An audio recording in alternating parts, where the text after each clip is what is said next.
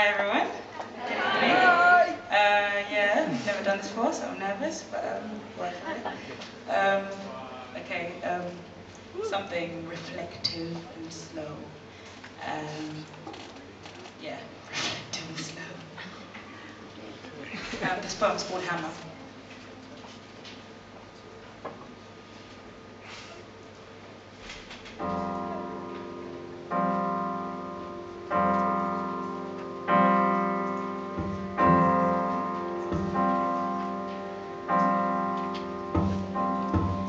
Every time I look in the mirror, I see his bottomless eyes boring into mine with an extreme intensity that only he and I can muster. I feel his brown gaze scanning the wide plains of my face. I see his nose breathing the same air as I hear him inhaling oxygen like I. My mouth is his lips are mine. The roundness and wideness that my face possesses is all a gift in brown from my first love to me. Because of him, I've never been labelled as pretty by all those gossiping aunties who aren't really related to me, who always seem to congregate and fill out my mother's kitchen when it's a sibling's birthday or wedding.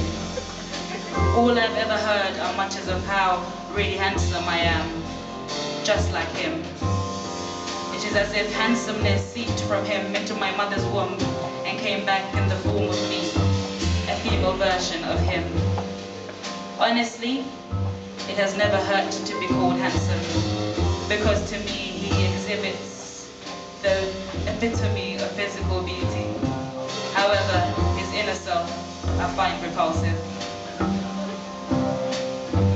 As much as I love this man is as much as I resent and despise him. But I've realized that as much as I try to escape him, his presence, I cannot escape myself. Thoughts of him never stop residing in my head. As much as I try to run away from images of him, they stare me back in the face every time I hold a mirror to my face. To forget his voice is to forget my own voice. His blood courses through my veins. There is no evading him since we are one and the same. Carved from the same wood, sculptured into the same rock by the same artist. Our souls entwined, and it will echo into and through eternity.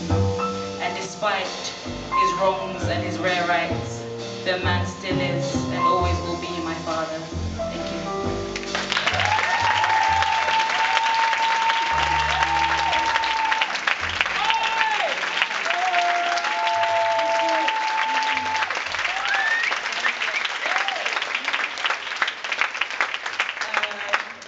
The next one I'm going to read is about secondary school, and it's on my iPad, and something like that, and yeah, just kind of like lunchtime playground, not too fast, but like that sort of feeling. Just gonna like sit and gossip in.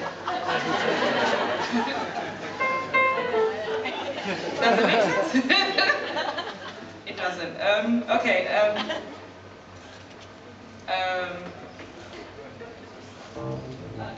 I'll get started. Okay, it's called The Pact. Lunchtime breaks spent sitting on wooden playground benches, watching shirtless boys play football. Player hating Brazilian Bianca because all the boys liked her. We openly labelled her a whore, but secretly wanted to be her. Having to pick a Murray and a Bow Wow, you couldn't have both. I never admitted it, but I like neither. One whole hour filled with recycled gossip. Slagging off Jamie Oliver was another pastime. After all, he did take away sausages and chips and left us fish and uncooked leaves. He even made a Channel 4 documentary about it, the bastard. We were young girls with ideas of an ideal world. We were going to be rich, married to a rich man, rich friends and rich houses to boot. Big plans of white weddings or a constantly sung song. Our only contact with sex was through Mills and Booths, and that movie scene involving Halle and Billy Bob. We all made a pact. Hymens were to remain intact till marriage. 3 years later, sitting over drinks, my girl and I catch up, and I decide it's time to fess up. Tell her the bloom is gone,